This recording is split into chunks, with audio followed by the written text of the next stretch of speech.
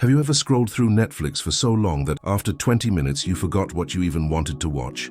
You started out searching for entertainment, but ended up paralyzed by possibility. That tiny moment captures a much bigger truth about modern life. The more choices we have, the harder it becomes to feel free.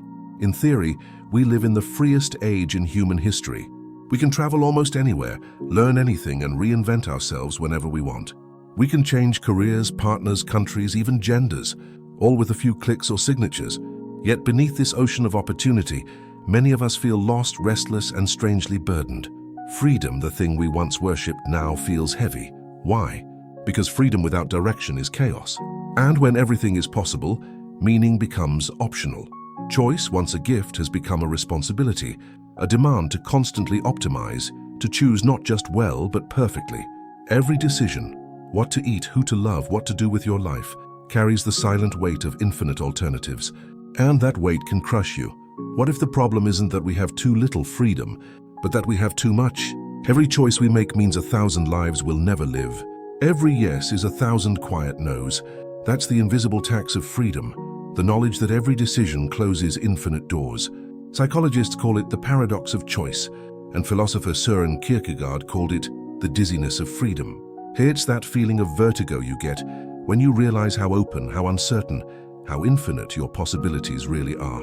In the modern world, this vertigo has become constant. We stand before a buffet of possibilities, careers, diets, ideologies, aesthetics, and we freeze. We swipe, we scroll, we search, but we rarely choose, because choosing means committing, and committing means loss. The internet, for all its miracles, turned our lives into a catalog, endless pages of what could be. We're constantly exposed to people living every version of the life we didn't pick. Someone richer, fitter, more creative, more fulfilled. Someone who seems to be doing freedom better than we are.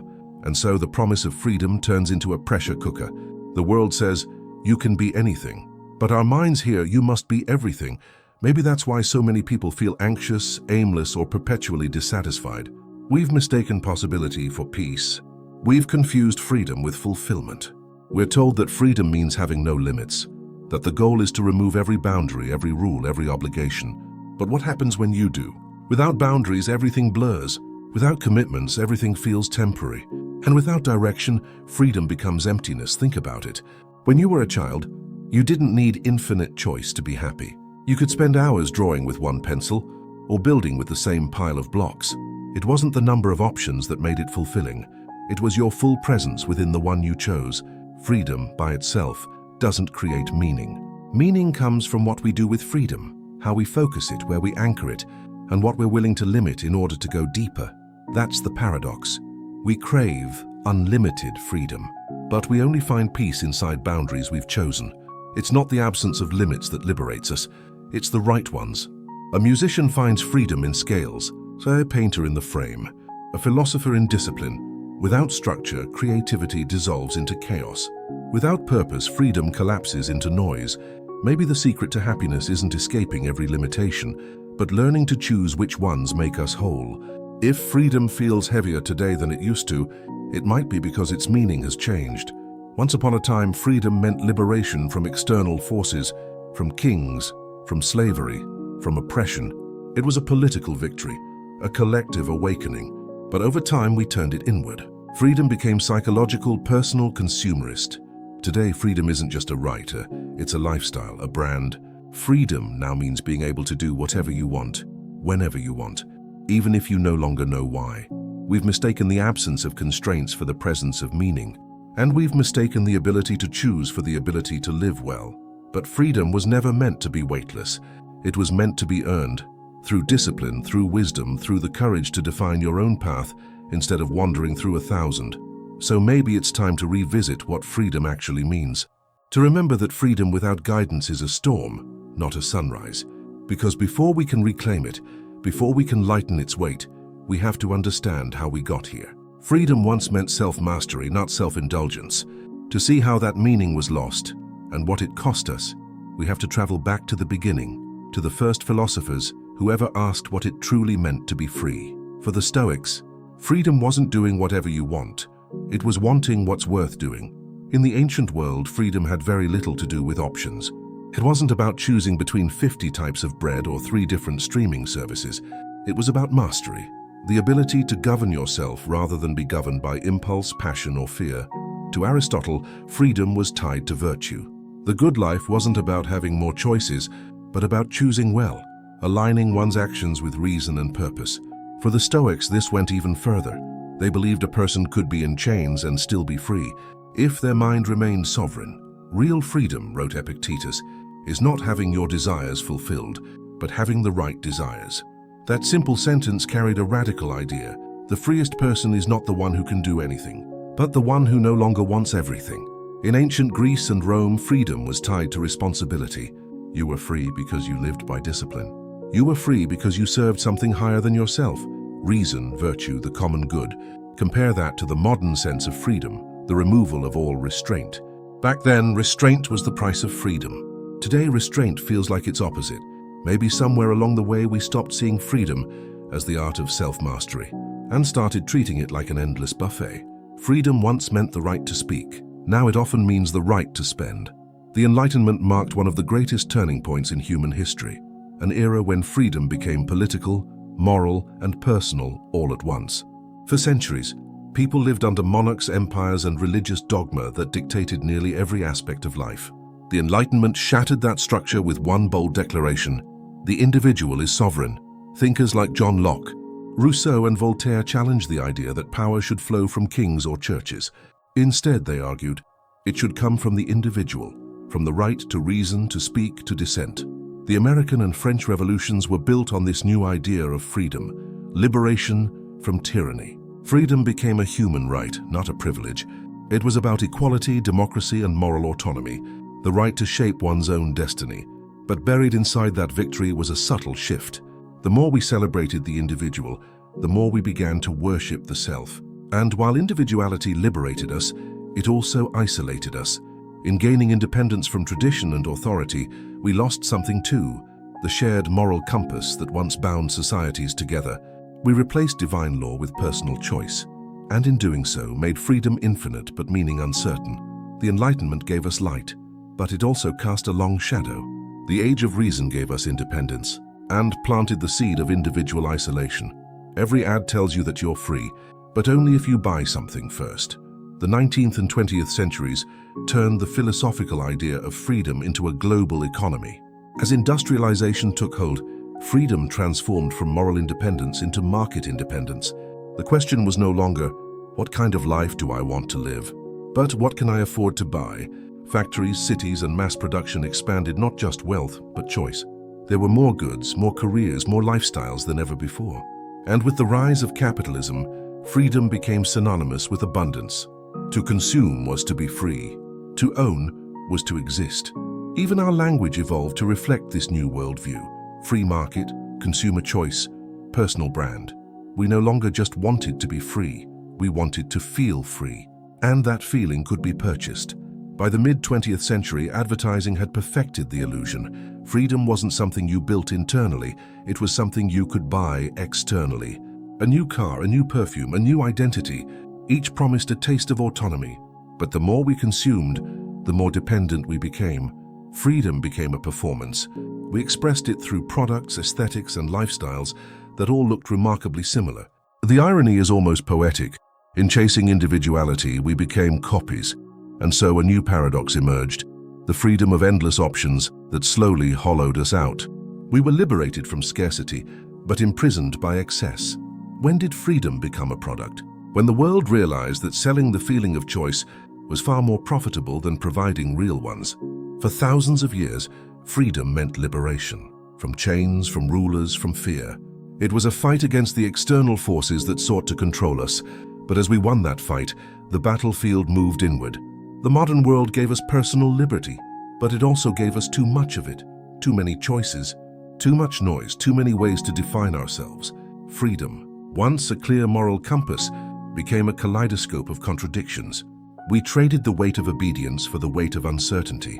We defeated kings and gods, only to crown our own desires as the new masters. The result? A world where everyone is free, yet few feel fulfilled, where liberation turned into overload, and autonomy into anxiety.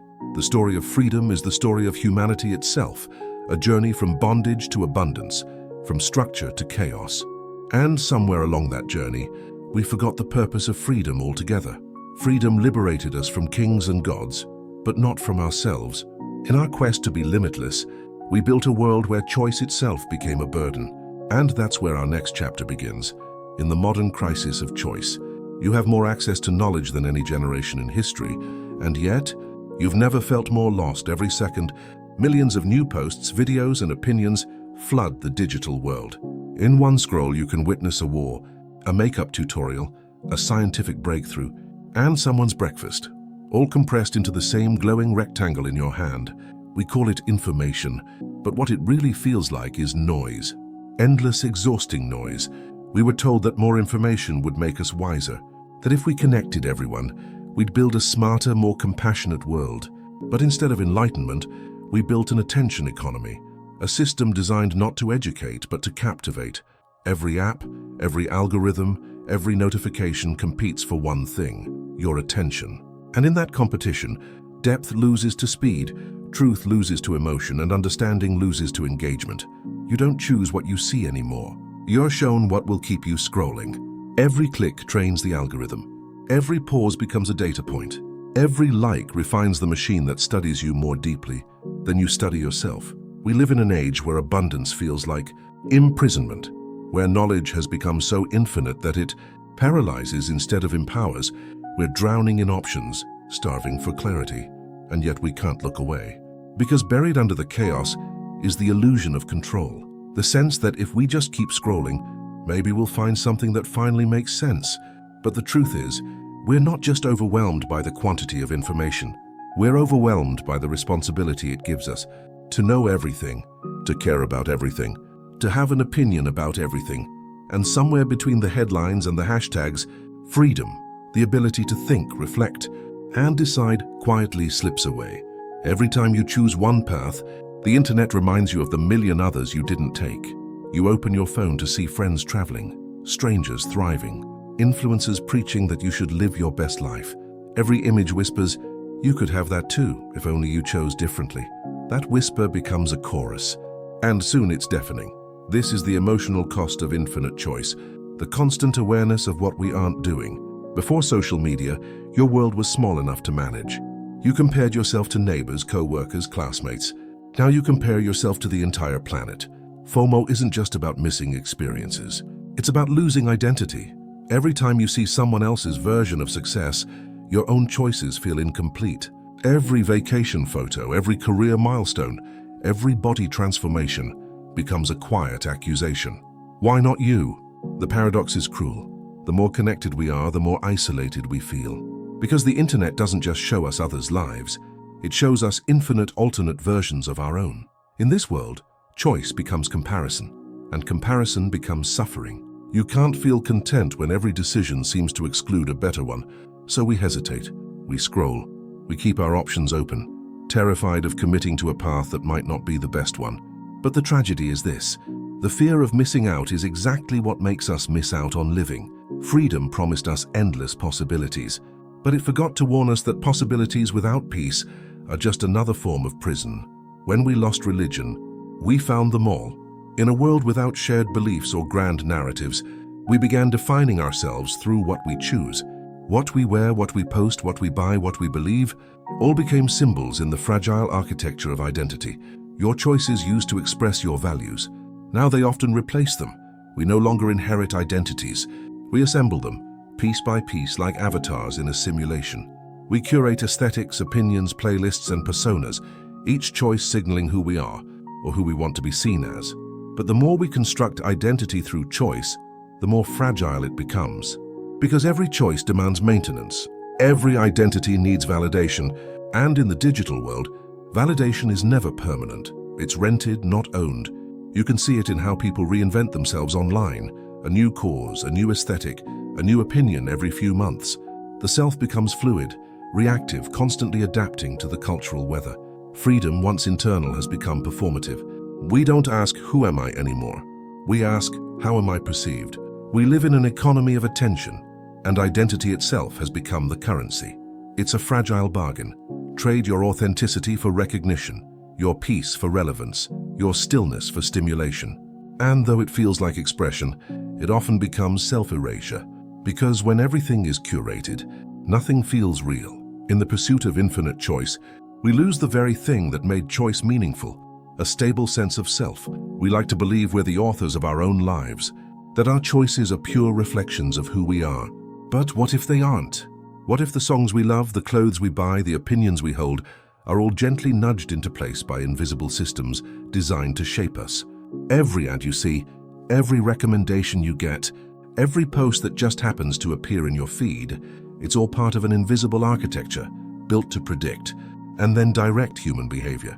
We think we're choosing freely, but we're really choosing within boundaries drawn for us. Freedom becomes a sandbox, spacious enough to feel infinite, but controlled enough to be profitable. Algorithms have turned psychology into commerce. They don't need to force you to do anything. They just need to make sure you want to. And so the crisis of choice isn't just about too many options. It's about the illusion that we're still the ones making them. If freedom is about making choices, what happens when someone else is quietly making them for you? In the next chapter, we'll explore the systems that exploit our freedom and how they've turned autonomy into an algorithm. Your feed isn't showing you the world, it's showing you yourself. Every swipe, every click, every moment of hesitation is recorded, analyzed and fed back to you as a mirror so perfectly tuned to your habits that it stops reflecting reality altogether. The cage isn't made of bars, it's made of convenience. We think of algorithms as neutral, digital assistants that help us find what we want. But in truth, they're architects of perception. They decide which truths you see and which ones you don't. They surround you with opinions that match your own, ideas that flatter your biases, and products that reinforce your habits. You feel seen, you feel understood. And that's the trick. Personalization gives us comfort, not clarity. It makes us feel in control, even as it quietly fences in our world. The more we let machines decide for us, the smaller our universe becomes. Our playlists know our moods before we do. Our news feeds curate our outrage. Our screens whisper, "You're the center of the world." But if you're always the center, you never see the edges. Be yourself, they say, right after telling you who that should be. Corporations discovered something philosophers already knew. People crave meaning. But instead of offering meaning, they sold the feeling of it. Every brand now sells freedom. Freedom to express, to create, to connect. Yet each of those freedoms comes wrapped in a product, an app, a subscription. Freedom has become the most profitable illusion in history. You don't buy the coffee. You buy the identity that comes with it. You don't download the app. You download the promise of belonging. You don't scroll because you're bored. You scroll because the system taught you that stillness is unproductive. These industries don't want slaves. They want believers.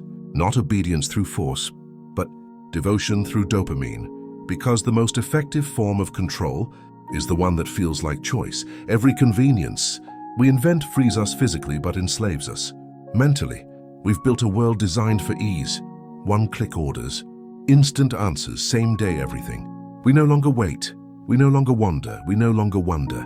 But comfort, when constant, dulls curiosity. It numbs ambition. It replaces the thrill of exploration with the safety of repetition. And yet we cling to it. Because comfort feels like freedom until it doesn't. Maybe the real cost of comfort is courage. The courage to be bored, to be wrong, to be uncertain. Because true freedom isn't about being comfortable. It's about being conscious. The more we chase frictionless living, the more we lose the friction that makes us alive. We've been sold a version of freedom that fits neatly inside a screen. We've mistaken personalization for purpose, convenience for control. But if the world profits from our distraction, then the greatest rebellion is focus. Focus is the act of reclaiming your mind. It's saying, I will decide what deserves my attention. It's remembering that awareness, not algorithms, is the foundation of real freedom. And that's where our journey turns next, toward reclaiming the kind of freedom that can't be bought. Coded or sold boundaries aren't prisons. They're portals to purpose. In a world that glorifies endless possibility, we forget that limits give life its shape. Without edges, nothing can take form. Without structure, even the most beautiful idea dissolves into chaos. The less you need, the freer you become. Minimalism isn't about owning fewer things. It's about being owned by fewer desires. Discipline isn't a restriction. It's a declaration. I know what matters. A painter doesn't resent the canvas for its size, they create because of it. A writer doesn't curse the page for being finite, they find power in the words that fit. Our boundaries define our freedom, they give it direction. In choosing what to exclude, we finally discover what we truly value. Freedom without limits is noise, but freedom with intention, that's music. The world rewards the scattered, but meaning rewards the focused. Every day we're told to do more, see more, be more. But no one asks if more is what we actually need. We collect experiences like trophies, thinking variety will give us fulfillment. Yet the more we add, the less we feel. What if depth, not variety, is the real mark of freedom? In an age of endless novelty, choosing one path deeply, a craft, a cause, a relationship, is almost revolutionary. It's a quiet act of defiance against a culture that measures life in clicks and metrics.